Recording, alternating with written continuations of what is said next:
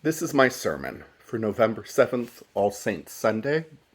I'll be including a link for a children's sermon element as well. This is based on Mark chapter 12, verses 38 through 44.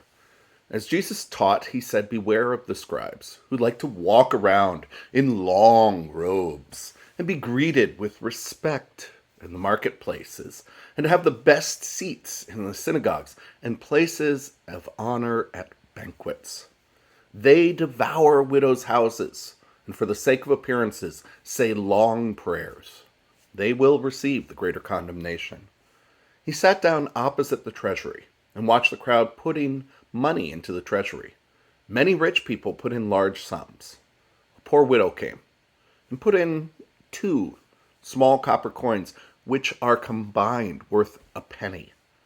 Then he called his disciples and said, "Truly I tell you, this poor widow has put in more than all those who contributed to the treasury, for all of them have contributed out of their abundance. But she, out of her poverty, has put in everything she had, all she had to live on." The Gospel of the Lord. Please join me in prayer. May the words of my mouth and the meditations of all our hearts be acceptable in your sight, O Lord, our rock and our Redeemer. Amen. All Saints Sunday is the Sunday that we remember the saints of the church, in particular the saints who have gone before us. For many of us, these are people who have been instrumental in our particular faith walk, people who have influenced us, who have touched our lives, people who have helped shine forth to us the light of God. When we think of saints, saints are people who God's light shines through. If you think of like stained glass windows on a sunny day and the light pouring through them and figures in those stained glass windows, saints are people for whom God's light shines clearly. And through that light shining clearly, they affect and touch us. Often on this Sunday, I think of the people who have died and who I miss. I know that they're going to be raised from the dead. I know that when the trumpet sounds, and we see the new heaven and the new earth, that I'm going to see these people. But still, in between, right now, right here, I miss them. These are people that that I would like to see, that I would like to be around. And All Saints Sunday is a reminder that many of us miss many people and of God's promise. For our text this year, we're coming darn close to wrapping up things in the temple. This is the Tuesday of Holy Week after Jesus has been arguing and disputing with authorities and with powers. He has, for whatever reason, moved near the treasury, where apparently there are some people making a big show of how much they donate. There are people who are saying, "Oh, look, I'm giving $1 million. Look at that, $1 million.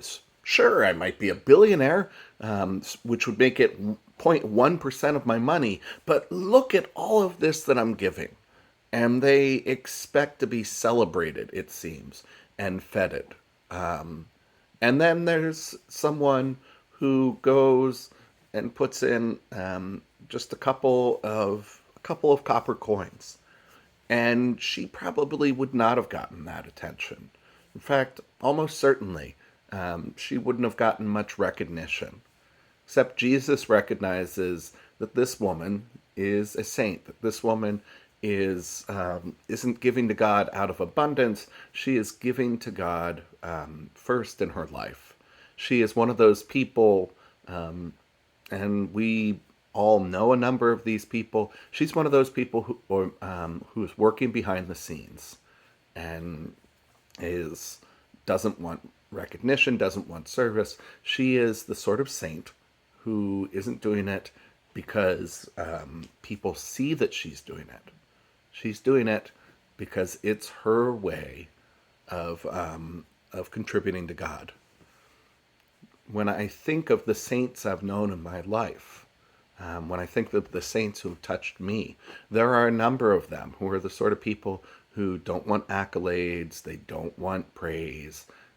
They're just going to be, working behind the scenes, working backstage to try to help out.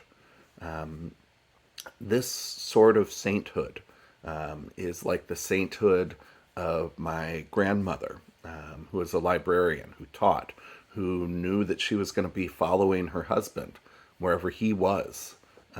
He was a pastor, and she knew that her career, that she was going to be following him, that she was going to be raising the kids. That sort of sainthood is the sort of sainthood that we don't celebrate enough. But I bet when you think of the saints that you know and miss, that when you think of the people who God's light shone through, when you think of the people who reflect to you God's light and God's love, I would bet a lot of those people are the behind the scenes saints, are the saints who don't want honor, don't want praise. They want, they're just doing it because it's the right thing to do. And yeah, the only other thing I'm going to note this week is the Isaiah reading, which is Isaiah chapter 25, verses 6 through 9. It's about the great heavenly feast on this mountain. God will destroy death forever. And it's one of the great images of a wonderful, holy celebration. It's one of the great images we have of what heaven is like. It's like a feast with the best foods and the best wines. It is a place where in God's light and in God's love, we are reunited with all those who have preceded before us, because we are there in God's perfect memory, who holds all of us fast. Amen.